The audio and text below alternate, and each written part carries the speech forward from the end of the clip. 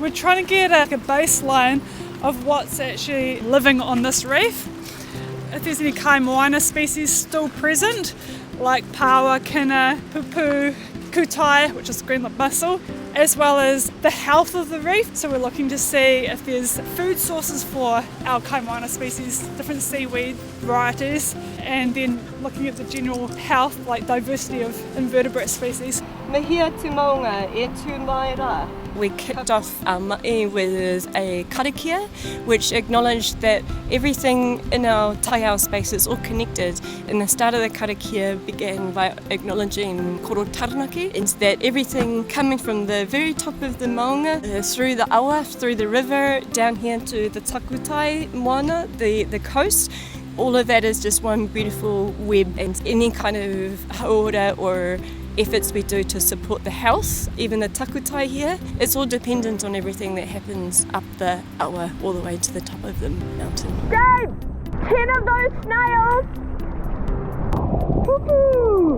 We've really struggled with some of our health checks because our taonga species are not doing very well. We've had a few things recently, the Eltham sewage leak a couple of years ago. We've got a lot of resource consents through the Waingongoro River, and it's one of the most polluted in the whole country.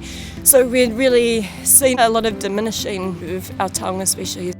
We have, as part of our research, found maps that were done maybe a couple of generations back that indicate paua all the way along here. We think there could have been a cleaner, less sediment ocean flow, and certainly everything coming down the awa, the pollution in more recent times, has definitely added to that high silt which kills off the paua.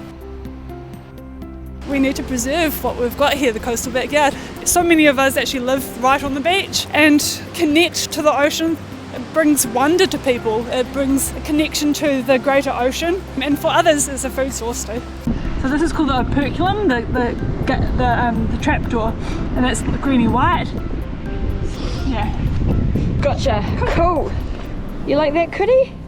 What we're hoping for in the future is having more of a systematic approach to our kaitiaki methods here, and I hope that we can continue the momentum as we're building more understandings, that we can either be getting into, I think, a protective space, knowing all the kind of concrete actions that we can do to stop that sediment flow, stop that pollution, looking more on the protective side, but then the flip approach is the replenishment.